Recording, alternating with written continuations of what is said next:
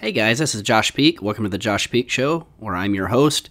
We interview entrepreneurs, top performers in their specific industries, and experts as well. And then every once in a while, we'll interview a politician. So you can find more of my podcast at joshpeak.com. Make sure that you, on iTunes, I'd appreciate it if you'd leave me a good review, a 5-star, and please subscribe. Well, today I'm interviewing Kerry McDonald, and this is a really, really good podcast. She is, for educational choice, which we're starting to see more and more of, and I think it's a great thing. We homeschool as well, and so I'm all for education choice. I think it's great for the market, and it gives the kids a better product. And so Kerry is a senior education fellow at FEE, adjunct scholar at the Cato Institute. She's a contributing writer at Forbes.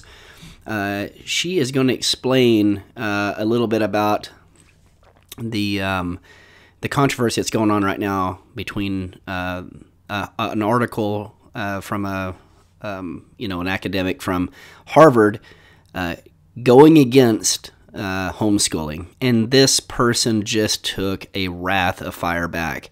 It was a bad move from her, and so Kerry talks about that. And the more I get to know Kerry, the more I realize that when you talk to experts in their field, say if it's a coach in wrestling, and they're specialized, they know what they're talking about if they're really good. If it's someone who is strength and conditioning, and they're really, really good, and they have some of the top performers, they know what they're doing. Kerry knows what she's doing in the space of education choice, homeschooling, unschooling, and a variety of other topics that go along with that. So I hope you enjoy this podcast. I believe it's really informational. It's great. We recorded this on Zoom, so the quality is decent, but in certain areas it kind of lags. I think everybody's using Zoom right now, so maybe that's part of the thing. But anyways, you're going to enjoy this. Again, if you can find me on iTunes, please give me a good review, 5-star, subscribe, leave me a review. You can find me on Twitter at Josh Peak, Instagram at Josh Peak. You can also find me on Facebook. Just type in Josh Peak. And then my website is joshpeak.com. So I appreciate it, and you're really going to enjoy this podcast. Thank you.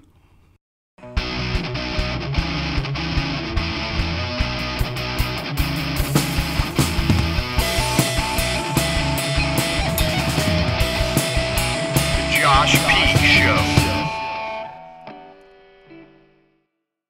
Hey everybody, this is Josh Peak. Welcome to the Josh Peak Show, where I interview entrepreneurs and homeschoolers, as well as even politicians from time to time. Today I have Kerry McDonald from Boston, Massachusetts. She's a senior fellow at FEE, adjunct scholar at Cato Institute, author of Unschooled, and writer at Forbes. Kerry, I appreciate you coming on. Oh, thanks for having me, Josh. Well, cool. So what's going on? I mean, I just want to, have a conversation about, obviously, this. We homeschool as well. And in Oklahoma, it's a little bit more, we're probably one of the best states to homeschool in. It's a very conservative state, but it's very unregulated, I would say. So we don't have necessarily the rules that everybody else has. But with that, sometimes they're slow to move on certain things when it comes to, progressing homeschool. So there was a Harvard article just here recently about, I guess it was a professor, right? That was, voicing their opinion against how homeschooling should be abolished. Is that right? That's right. So in the most recent issue of Harvard Magazine, the May-June 2020 issue, there's an article entitled "The Risks of Homeschooling." Mm-hmm. And it really is an interview with longtime Harvard Law School professor Elizabeth Bartholet, who recently published a long article in the Arizona Law Review calling for a presumptive ban on homeschooling. And so the Harvard Magazine article is really just a brief summary of what is an 80-page law review article. And when you read the law review article in particular, you see that homeschooling is really the straw man, I think, in what is a much greater attack on individual freedom, parental rights, and constitutional liberty more broadly. I mean, she says in the law review article, the Constitution is, quote, outdated and inadequate, and really looking at taking issue with the Constitution's focus on negative rights, that individuals are free from government intervention and free to live our lives as we choose. And instead, she advocates for a change in interpretation of the Constitution to be positive rights, where the state grants you rights and has a much more interventionist role in individual life. So, I think homeschooling is the subject that she's tackling, but it's a much broader attack on, again, individual freedom and liberty. Yeah, it's an interesting timing too, though, because now with the COVID virus, it's funny to read some, if you're reading tweets or social media, people say, well, it's almost as if people that aren't homeschooling, they're public school or private school folks, that they're like, well, what we're doing is not really homeschooling. They're distancing themselves from the homeschooling, idea, but really that's what they are doing. And it seems to me like we're seeing more and more people. I think we're going to see more and more people once they've experienced homeschooling, and really how they can control the environment. I think you're going to see more people stay with homeschooling. I don't know how big of a percent, but I think you're going to see more people homeschooling come the fall, than rather go back to the homes or to the regular public and private schooling. I'm extremely for homeschooling, but this, I couldn't believe when I read the article, how bold she was about, like you're saying, homeschooling is probably the straw man. What it really is that it's almost attack on our liberties. It is. And it's this belief that somehow public schooling, government schooling, is superior to any other kind of education, in particular to parent-led education at home. And I think that is a challenge that's, worth we homeschoolers taking on, because, if you look at the track record of public schools, it's not performing very well. You have low proficiency rates. You have, poor outcomes. You have, for example, a University of Pennsylvania study in 2017 finding that only 37% of American adults can name one right protected by the First Amendment. So, clearly there's a lot to be improved in public schooling, not to mention the fact that you have widespread physical abuse and sexual abuse against children from teachers and administrators. There's a Department of Education study in 2004 that found that 1 out of 10 students would be sexually abused by a public school teacher by the time they graduate high school. Of course, you have rampant bullying and peer abuse, which is one of the reasons why many families decide to remove their children from school for homeschooling. And so to hold up government schooling and government regulation of education as the gold standard is really problematic, particularly where, again, many homeschoolers or those who choose private education more broadly are, seeking a different approach. So do you see it growing in a, not because of COVID. Like I said, it was interesting timing, but do you see the growth in homeschooling? Do you see it, I wouldn't say hockey stick curving, but do you see it trending upwards, I guess? Do you see more and more folks moving to parent-led schooling or homeschooling? Right. And you're right that, of course, what we're all doing now with over 1 billion students around the world not in school due to the COVID-19 pandemic, this is not what we would consider authentic homeschooling. We're all isolated from our community. We're all disconnected from the people, places, and things of our neighborhoods. So, it's nothing like what we would think of as real homeschooling, but I do think it provides a glimpse for a lot of families into what learning without schooling could be like, particularly in cases where families are able to disconnect to a greater extent from curriculum directives or school assignments. that may be coming home. I think that they'll start to see that there's an abundance, particularly now, of free virtual learning resources for their children. There's just so much to learn and to discover during this time at home, again, to the extent that families are able to separate from schooled expectations. I think we will see an uptick in homeschooling once this is all over. Currently, there are nearly 2 million homeschoolers in the US, about 3.5% of the overall K-12 population, similar to or just under kind of charter school enrollment figures. And I think we will see an uptick, particularly in families who may have been curious about homeschooling in the past, but sort of lacked the inertia to give it a try. And this time at home is really that catalyst for them to try something new. And maybe they've discovered that, again, even though this is far from ideal for all of us and is stressful for all of us, that their children are thriving, that maybe they're much calmer, much happier. Maybe their enthusiasm for learning and discovery has been rekindled. Maybe they love reading again. Maybe they're writing stories that are meaningful to them. And I think parents are spotting this and may decide to take the leap post-pandemic. I think there's some evidence also to back this up. EdChoice just recently published survey results looking at families' experiences during the pandemic, and they found that more than half of the respondents have a more favorable view of homeschooling as a result of the pandemic. So, that is interesting to me because, again, if you think that this type of homeschooling is valuable and you think that you have a more favorable view of homeschooling given what we're all experiencing right now, just wait till you see the real thing, which would be, again, much more fulfilling when we're able to really take advantage of all of these community resources. Yeah, exactly. So the Foundation for Economic Education, tell me a little bit about that. You're working with them, and that's where I found your article. Actually where I found you was for Corey DeAngelis. That's when it started. I started seeing it going crazy across Twitter. He's a huge advocate of educational choice. And then I saw your article come out, and it was phenomenal. You did a great job on that. Oh, thank you. Yes, I'm a senior education fellow at FEE, the Foundation for Economic Education, which is the oldest free market think tank in the country, founded in 1946, dedicated to the ideas of individual freedom, limited government, prosperity through free markets, and peace.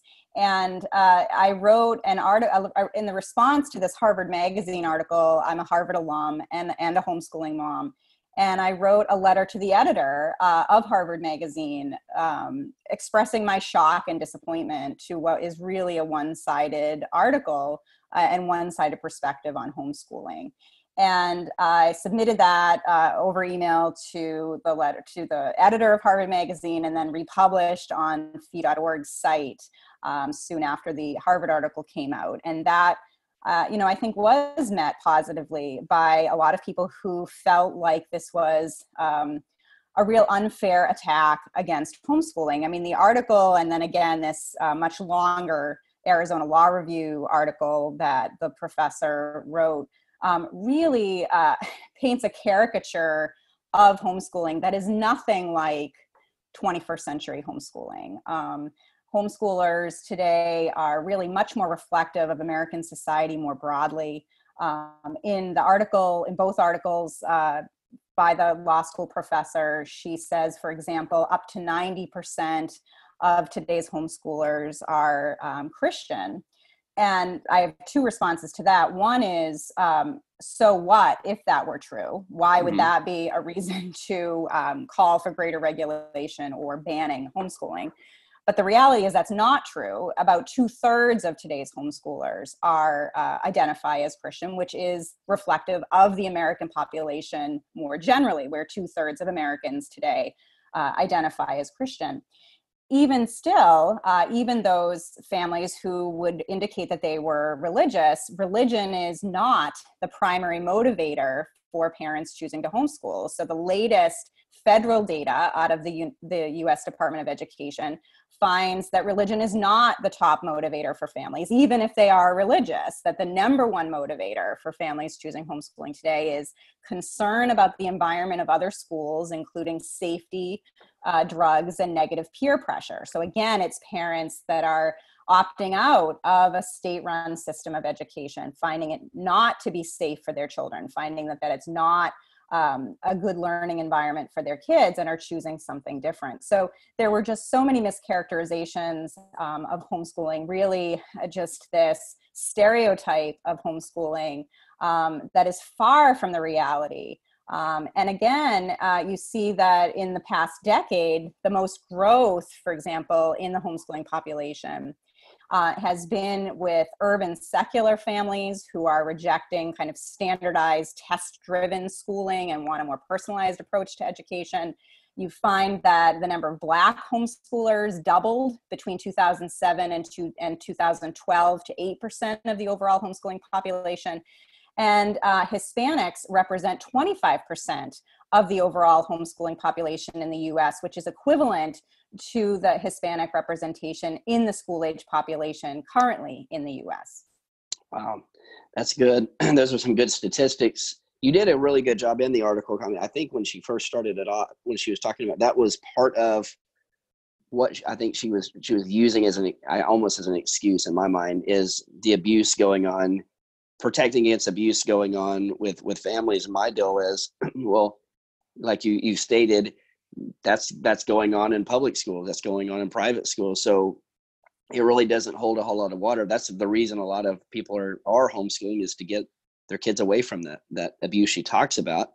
So that was I thought you handled that really well in your piece. So, but there's other people that are homeschooling for other reasons. I mean, for example, and I think people will talk about this a lot. Well, you see elite athletes that are homeschooling because it's almost as if, and I've heard this from a lot of people, that, public schooling almost takes away, from the ability to be able to become an elite athlete, if that's what you want to do. And then you have people turning that back. You have public school advocates turning that back around, saying, well, athletics aren't everything. But that's a huge focus in public schooling, is athletics, right? So the argument, and I'm not, look, here's the deal. I graduated from a public school and a public university. So I'm not trying to shred them. I'm not trying to, I'm not anti, it's a path that we took to homeschool, almost unschool, as if you would, as what you would, say, but for us, it's been great, for our kids. And so I'm not here trying to trash public schooling, but I think there's obviously a monetary issue. I think when you see, public schools, the budget crisis that they're having, especially here in Oklahoma. And I think they're just trying to protect a system that's always been, and there's there's all kinds of innovation going on in the homeschooling and charter schooling arenas. It's going to be hard for them to keep up. One of the biggest things we have here in Oklahoma is a charter school named Epic, and every other day it seems like the Tulsa world is hammering them. And really what it's boiled down to is Epic has done a really good job of innovation, and public schools they're almost moving that direction. Like, okay, well then fine. Well, to combat that, we'll have our own online version of our school, but it's public schooling, same curriculum. I think they're hurting in the way of innovation, maybe. Right. I think, again, I'll go back to why I think that homeschooling is really just a straw man in what is a much larger attack on families and on educational freedom and on individual liberty. I think in this case, in Bartholet's Harvard Magazine interview and in her Arizona Law Review article, she, makes the case that we sort of need this common identity, that we need everybody to be going to public schools so they learn these particular democratic values and civic values that you realize upon reading particularly the Arizona Law Review article are very much tied to what her beliefs are in terms of what those democratic values are. I mean, one of the things she says in the Harvard Magazine article is that the reason that we need a presumptive ban, for example, on homeschooling is because we need to fight against authoritarian control of parents over children. Of course, what is more authoritarian than banning homeschooling? And she also talks about, the reason that we need to ban homeschooling is to make sure that young people grow up with tolerance of other people's viewpoints. And again, is showing such intolerance toward people who think differently from her, choose to live and learn differently than she would think is appropriate. So it's really just an attack again on people choosing to think differently, to live differently, and to have their children learn differently. Yeah, no, I love it, especially. I did my research. Obviously, you're the author of this book, Unschooling. Can you talk a little bit about the differences between unschooling and homeschooling? I think what Jesse and I do is more unschooling. Right. But yeah. Yeah. So the book is called Unschooled, Raising Curious, Well-Educated Children Outside the Conventional Classroom. I published it last spring. It's had resurging interest this spring, again, as so many of us are home with our children and trying to find our way. The term unschooling was actually coined in 1977 at the very beginning of really the modern homeschooling movement. It was coined by author and educator John Holt.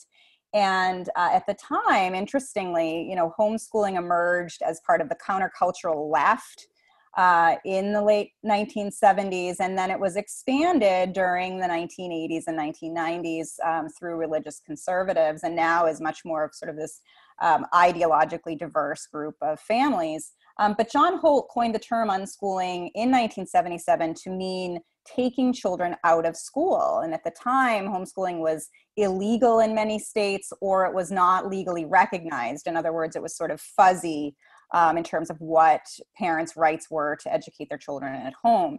And so John Holt and others were really instrumental in helping to provide legal protection for families and secure families' rights to home educate. And that happened by 1993. Homeschooling became legally recognized in all 50 states. The term unschooling, I think, has really evolved over those past 4 decades to be now more of an educational approach that values self-directed learning and individual interests and autonomy. And so really would sort of reject this idea of school at home homeschooling. So if you're simply changing the location of school to home, which of course is what's happening now for many people dealing with the pandemic, that's just school at home.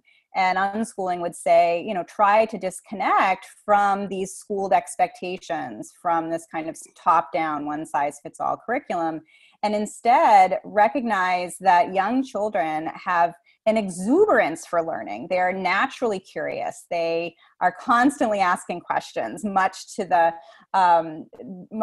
frustration probably now of parents that are trying to work at home and have to contend with these curious young children. But that curiosity continues into later childhood and adolescence if we allow children to pursue their own interests and to learn without the coercion that's inherent in so much conventional schooling. That is interesting. That is the argument. I think when I was talking about at the very beginning is a lot of parents are saying, that may, I don't know if they're against homeschooling, but they definitely don't want the label. And so we're not really homeschooling. What we're doing is we're just using the education, the same curriculum as a school, and we're just doing it from home. And I'm like, well, yeah, but, like you said, I mean, I think kids are asking, I don't think the one size fits all works. And I think that is showing. I guess the next logical move would be, I mean, my kids all train nationally, and one of my kids, he wrestles internationally. So it's allowed us, I mean, he wouldn't have been able to have these opportunities if we wouldn't have homeschooled, number one. But then the next question is well, is he going to wrestle in college? And I'm like, I don't know. Like if that's the route we want to take, really. I mean, we're entrepreneurs in our family. And so I didn't become an entrepreneur. I was an entrepreneur before I ever went to college. I just fell into that, well, you need a college degree type situation. And then I realized I learned more out of college than I ever did in college, but I got my degree. So I got it. But so I guess that leads into my next question. There is now, it's spread pretty fast across the United States, is the Tebow bill, which is Tim Tebow. They weren't going to, I guess they weren't really going to let him play athletics in the state of Florida. He went through the process. His family went through the process of basically getting it where it was legal. They call it the Tim Tebow bill or law, and to where he is in his own district, but he can play football for the district he lives in and still homeschool.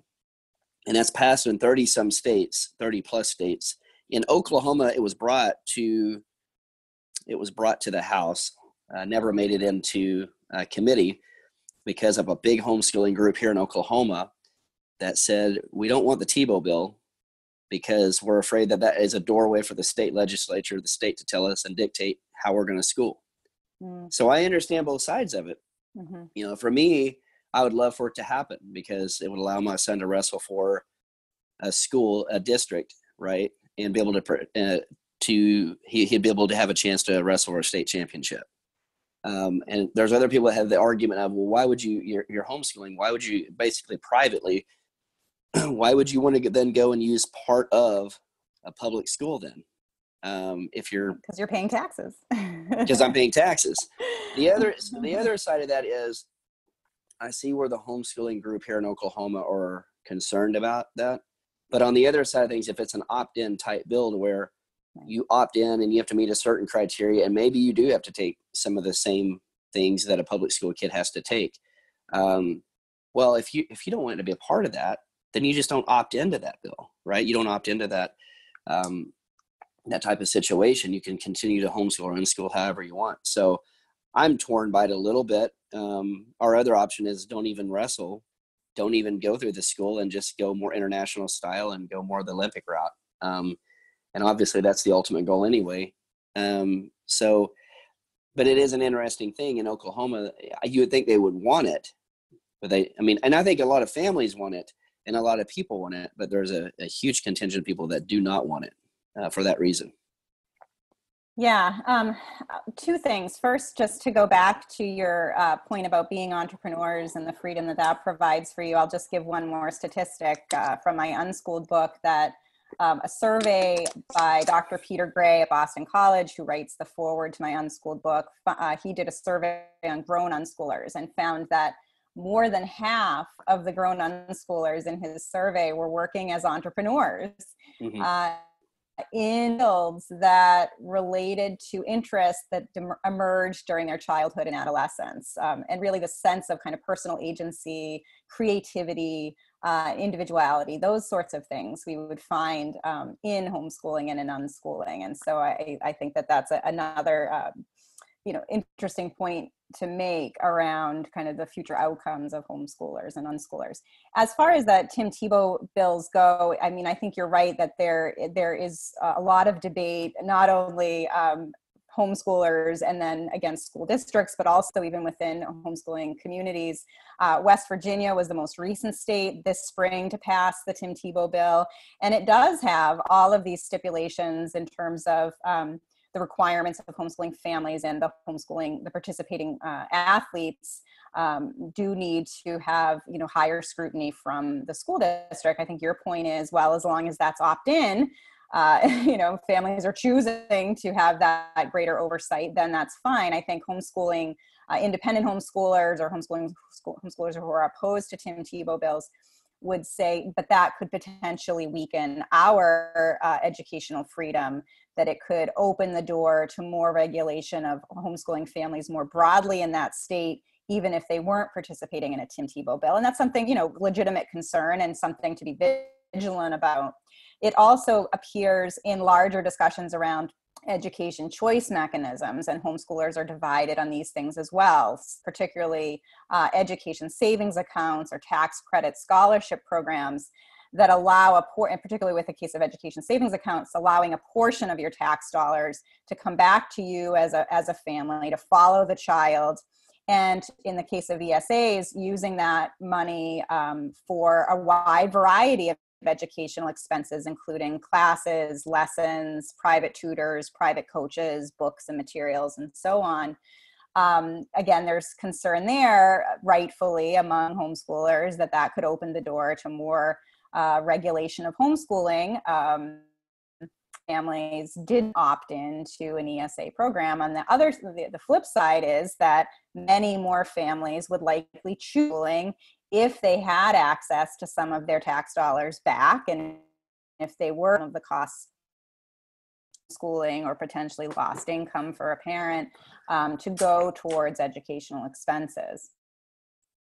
Yeah, that is a good debate. I mean, in a sense, I'm for that. I mean, I am for that money coming back and following the child. I mean, to me, there's a free enterprise component to that. I mean, here we are, we're being taxed, but it's almost like a double taxation, that we're taxed. We don't get to use that because we're not going to public schools, but then we still have to go and we buy our own curriculum. We buy our, and so, I mean, there is, and that's always been a debate, I think, in Oklahoma, but probably nationally, is when they start talking about vouchers as well. Well, who's that going to help? And it's the rich are going to get rich and the poor are going to get poorer, and this, that, and the other. I just think there's a movement happening to where at some point, and maybe we're early in this, I don't know. I mean, it's like you're saying, it's been happening, well, probably long before the 70s.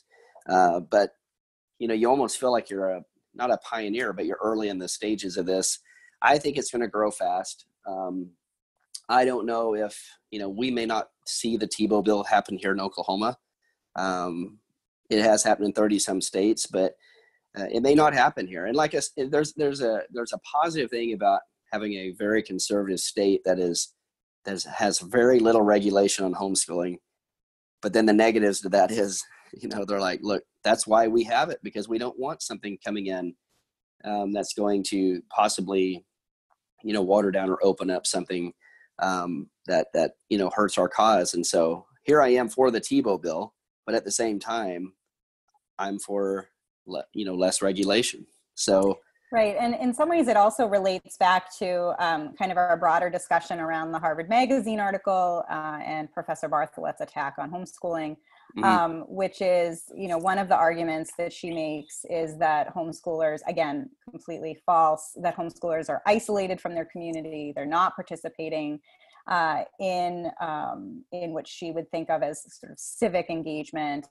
And again, the research shows just the opposite. In fact, Daniel Hamlin out of the University of Oklahoma in the past year published a study on homeschoolers, finding that they had much greater cultural capital, as he called it, than schooled peers, because they were out and about in their community, going to libraries, going to museums, going to cultural events, sporting events, participating in extracurricular activities.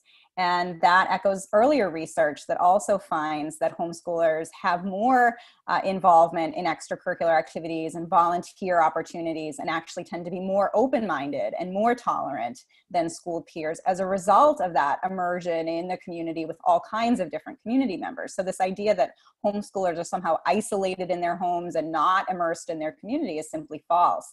And then I think, again, you could make an argument that the Tim Tebow bill would help to expand those opportunities even further and allow homeschoolers the chance to participate in athletics that are meaningful to them and give them that opportunity. Yeah, no, that's a good point. I haven't read the article from the man you mentioned from University of Oklahoma. I'm gonna have to find that. What's interesting too, I guess I saw this the other day on your feed, that there's an event at Harvard, or that the folks who are opposed to it, they're opposed to homeschooling. Then there's a counter now event for people who are for the rights of homeschooling. Can you talk about that a little bit? Right. So the event at Harvard in June is an invitation-only event led by Professor Bartholet from the law school, as well as other opponents, academics, and critics of homeschooling from around the country. That's planned, again, as an invitation-only event at Harvard. and I think related to this law review article that Bartholet published. So I think this was all linked to that. And my suspicion is that all of this was planned and prepared well before COVID-19, when we all became homeschoolers by default. I think, again, if you look at sort of the editorial cue for all of this and the conference planning, I'm sure that predated the COVID-19 pandemic. But of course, the timing is peculiar, just given the fact that we are all now at home learning with children.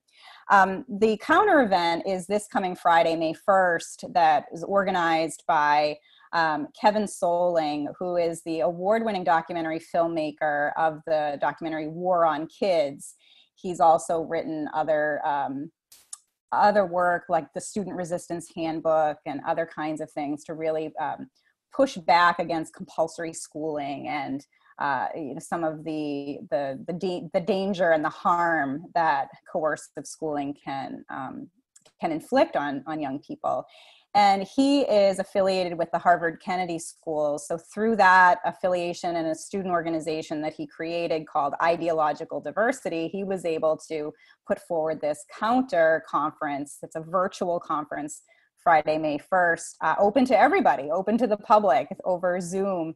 I'll be presenting there. Kevin will be presenting there. Corey DeAngelis, who you mentioned, who's the director of school choice at the Reason Foundation, will be presenting. Peter Gray, who I mentioned earlier, is the Boston College psychology professor and unschooling advocate, will be presenting. And Pat Ferenga, who has been a longtime homeschooling advocate and actually runs John Holt Associates. Again, Holt was one of those pioneers of the modern homeschooling movement. So I think it will be a good antidote to a lot of the criticism around homeschooling. And again, because it's open to the public, doesn't have that sort of shade of secrecy that the upcoming Harvard event has. Well, cool. So do you think, I'm sitting here thinking, as you're talking about, do you think we'll see more of the pushback against homeschooling and parents that are homeschooling from the university level? Or do you think we're going to see it? Because you see other colleges that are embracing it, right? You see other colleges that want homeschoolers to come to their school. And then you have this, this article that we're talking about, it's like, I don't know. I mean, I guess that's the question. Do you think we're going to see more pushback coming from the college institutions, or do you think it'll be coming more from a state and government level pushback? Well, a couple of things. First is in my response, my letter to the editor of Harvard Magazine, I put a link to an article that the Harvard Gazette published in 2018. The Harvard Gazette is Harvard's student newspaper, daily student newspaper, that spotlighted 3 then current Harvard students who were homeschooled their entire childhood and adolescence and ended up at Harvard, and credited homeschooling, and particularly this sort of self-directed approach to homeschooling that was, really focused on interests and pursuing individual goals, that was really the key to their success. And in fact, the article says that, their curiosity for learning and their independence was really a result of their homeschooling experience. And there's been many homeschoolers who have made it to Harvard and to other higher ed institutions, and many alumni now who I think are pushing back against this Harvard Magazine article. I think it's worth noting a couple of things. One is that the trend in homeschooling in the US has been toward deregulation. Mm-hmm. And so I'm optimistic that will continue. I think we have to continue to be vigilant. We have to continue to push back against efforts to limit homeschooling freedom, limit parental choice more broadly. I think even in Bartholet's law review article, she recognizes that this is unlikely, that presumptive bans on homeschooling is unlikely given the trend in the U.S. toward more educational freedom.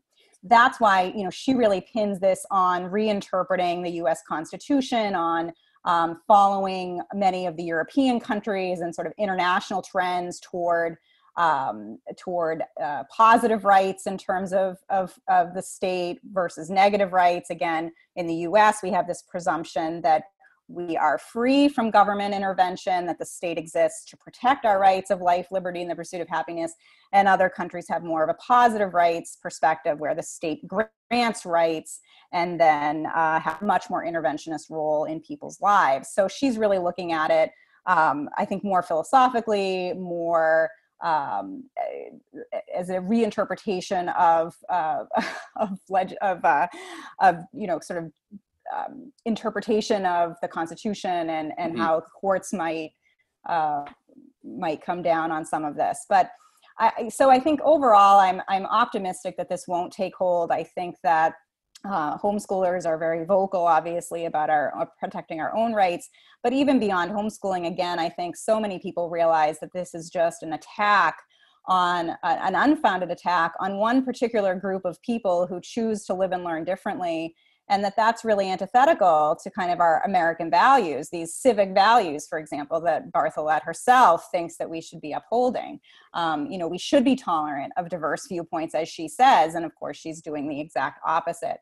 So I think even folks that are not homeschoolers, that would never choose homeschooling for themselves, are sympathetic to this attack and will continue to push for educational freedom and for homeschooling. I think, again, the fact that we see homeschooling having a more favorable perspective from others, even if they're new to this or haven't really thought much about homeschooling, is a good sign. Well, yeah, I totally agree. I think we're gonna see the expansion of homeschooling, and like you're saying, I mean, I think the issue is I know that the folks that are anti. Okay, well, we can't stop it. So the best way to do this is maybe to limit it, and that's exactly what it sounds like. Well, I mean, and you did a great job responding back to it. Even in the first paragraph, I think the point number one was that you said, I agree against, the abuse comment that it's happening. We're totally against abuse in any capacity, but then you go back in the state, but look, it's happening in public schools as well. And this, that, and the other. And so I think you did a great job of rebutting what she was saying. And then not just you, I mean, it seems like, on Twitter and social media, it's just been this lit up. I mean, this absolutely caught fire on social media. I love it. I love it. Yeah, it's worth clarifying that a little bit. One of her main criticisms against homeschooling, and one of the arguments she makes for the presumptive ban, is this feeling that because homeschoolers are not in school, that they could somehow be more vulnerable to abuse by parents or family members versus children who are enrolled in school because they have what are called mandated reporters who are required by law, teachers and school officials, to report potential abuse to Child Protective Services. So it's really this sort of suspicion of homeschoolers that's not grounded in any evidence. In fact, some research shows that homeschooling children are less likely to be abused than children in public or private school. Sadly, tragically, child abuse occurs everywhere in public and private schools and in homes, but there's no evidence to suggest that homeschoolers have more likelihood of abusing children. And in fact, some evidence to suggest just the opposite. So again, when we're looking at the fact that so many children are abused in public schools and in private schools, to single out a particular group for suspicion, for increased monitoring, and for banning the practice is just foolish. It's just not grounded in any kind of evidence, and really, again, discriminates against this particular group. And focusing on non-discrimination is another key point of Bartholet's view of why young people should not be homeschooled, as she feels like we should, teach kids not to discriminate, and yet here she is doing that to homeschooling.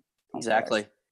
Well, I really appreciate you coming on today. I mean, we've been on for over 30 minutes, and I just wanted your point of view. I've been reading everything that you've written, and I love what you're doing. You and Corey both, and others. I think this was much needed. I mean, the timing was interesting on why she came out with this, but I think, man, the pushback was strong. And it was much. Of course, I was retweeting it as well. Your stuff and Corey's, and I love it. So if say you have, I mean, where can people find you at, like on Instagram, Twitter, Right. the social media places that, and for folks that are wanting, or they're curious about wanting to start homeschooling? Right, right. The best place to find me is at fee.org/Kerry, Kerry. There you'll find links to my articles, to my book. You'll see all my social media accounts. Go ahead and send me an email. That's fee.org/Kerry. Well, Kerry, thank you again for coming on, and I look forward to keeping up with you and talking to you soon. Oh, thanks again, Josh. Thank you.